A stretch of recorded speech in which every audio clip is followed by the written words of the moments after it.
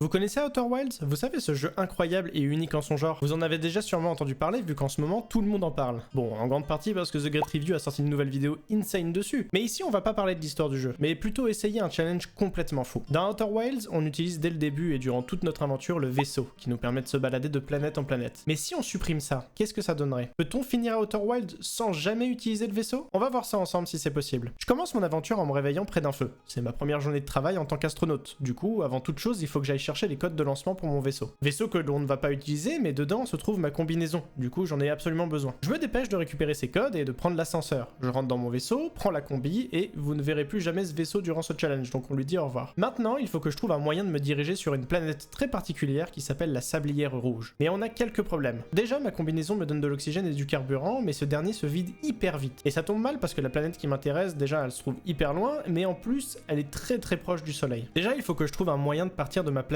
d'origine, et ça tombe bien, j'ai trouvé un geyser un peu plus haut. En sautant dedans, au bon moment, ça me propulse assez fort dans les airs pour me retrouver dans l'espace. À partir de là, je dois utiliser pas mal de carburant pour prendre de la hauteur et surtout me diriger vers cette fameuse Sablière Rouge. C'est difficile de maîtriser sa vitesse et sa position dans l'espace, et encore plus sans vaisseau. Du coup, j'ai eu, on va dire, pas mal de problèmes. Je pense que je vais la rater.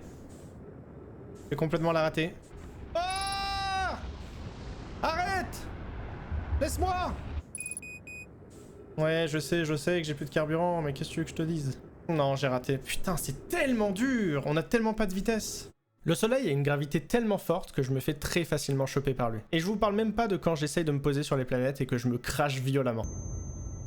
Ok, donc il y a moyen d'être très rapide, mais très mort aussi. Bref, après plusieurs essais, j'arrive enfin à me poser dessus. Je décide de passer par sa planète voisine à laquelle elle est connectée, qui s'appelle la Sablière Noire. De là, je peux prendre la tempête de sable qui me propulse vers la rouge. Je vous ai pas expliqué pourquoi je visais cette planète depuis tout à l'heure. En fait, le carburant descend tellement vite que quand j'essaye de naviguer, il faut absolument que je fasse des arrêts à différents endroits. Et dans Outer Wilds, on a de la chance parce qu'on a quelques amis qui sont sur différentes planètes, notamment la Sablière Rouge. Du coup, je peux récupérer de l'oxygène et aussi du carburant. J'en profite pour faire passer un peu le temps près du feu pour la suite des événements. Pour continuer mon aventure, je dois attendre que le sable sur la Sablière Noire diminue assez pour faire apparaître des tours. Quand c'est enfin bon, je me dirige de nouveau comme je peux en sautant dans cette direction. J'arrive tant bien que mal à me poser dessus et j'essaye de courir vite vers un point de téléportation qui va me permettre de récupérer un objet primordial pour terminer le jeu, le générateur de distorsion. Cet objet là, j'en ai besoin pour alimenter un vaisseau qui s'est échoué sur une autre planète. Mais pour y aller, je dois absolument avoir le max de carburant et d'oxygène. La Sablière Noire est aussi une planète hyper importante dans mon défi. Je vous ai parlé de ces fameuses tours qui apparaissent petit à petit. Eh bien, plusieurs tours possèdent des points de téléportation sur différentes planètes. Mais malheureusement pour nous, pas toutes les planètes, sinon ça serait trop facile. Du coup, je décide d'utiliser un de ces points de téléportation qui se trouve aussi sur la Sablière Noire et qui m'envoie vers une planète qui s'appelle Gravité. Pourquoi aller là-bas? Parce que deux choses m'intéressent pour mon challenge. Le premier, c'est le petit pod qui s'y trouve et qui me permet de faire le plein de carburant et d'oxygène. Le deuxième, c'est le gigantesque trou noir en son centre qui va beaucoup m'aider. En sautant dedans, ça m'envoie dans l'espace mais proche de la trajectoire de son bronze. Je vous avais parlé d'un vaisseau échoué. Eh ben, ça se trouve sur cette planète. Mais elle est hyper loin, du coup, j'essaye d'utiliser le moins de carburant possible pour me diriger là-bas. Et en même temps, il faut que ma trajectoire soit vraiment pile en son centre pour pouvoir rentrer facilement dans le trou. C'était assez flippant parce que du coup je suis arrivé avec une vitesse incroyable vers le trou, mais j'arrive à rentrer dedans. Maintenant que je suis dans cette planète, il faut que je vous parle d'un petit problème. C'est ces énormes poissons monstres aveugles qui au moindre mouvement vont me bouffer la gueule. J'essaye de me repérer avec les lumières et d'avancer très lentement, mais pas trop parce que ma barre d'oxygène descend à une vitesse folle. Il y a que des problèmes. Et malheureusement, je vais mourir pas mal de fois ici et je vais devoir tout recommencer.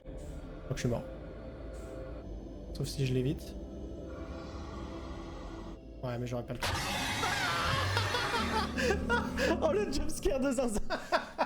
Waouh! Au début, j'avais beaucoup de mal à me repérer, mais petit à petit, j'arrive à me frayer un chemin malgré tout, et après quelques frayeurs, je trouve enfin le vaisseau. J'essaye d'y aller vite tout en utilisant presque plus du tout mon carburant. Dans Outer Wilds, quand vous n'avez plus de carbu, ça utilise l'oxygène à la place. Et vu qu'il me reste à peine 30 secondes d'oxygène, autant vous dire que je peux absolument pas compter là-dessus. Mais dès que j'arrive dans la salle de contrôle, mes craintes disparaissent en voyant la barre d'oxygène remonter pleinement. Je savais pas du tout, mais dans cette salle, je peux remonter mon oxygène. Le soulagement était immense. Bon, à partir de là, j'ai quelques énigmes à faire et je me retrouve dans un endroit bizarre avec apparemment l'œil de l'univers. Là, je préfère être honnête avec vous, j'ai rien compris à la fin du jeu, mais je sais qu'on est dans une boucle de 22 minutes où le soleil explose et à chaque fois qu'on meurt, on revient à notre point de départ. Et il faut réussir à briser cette boucle et se sortir de là. Ah oui aussi, on m'a demandé dans le chat d'envoyer mon guetteur dans l'œil de l'univers. J'ai pas trop compris sur le moment, mais je vais vous montrer à la fin. Du coup, je fais quelques trucs bizarres pour continuer l'histoire, je serai incapable de dire exactement quoi, et je me retrouve avec mes potes. Je récupère leurs instruments, on se met tous à jouer de la musique, et boum, gros Big Bang dans ma gueule. Et c'est la fin du jeu.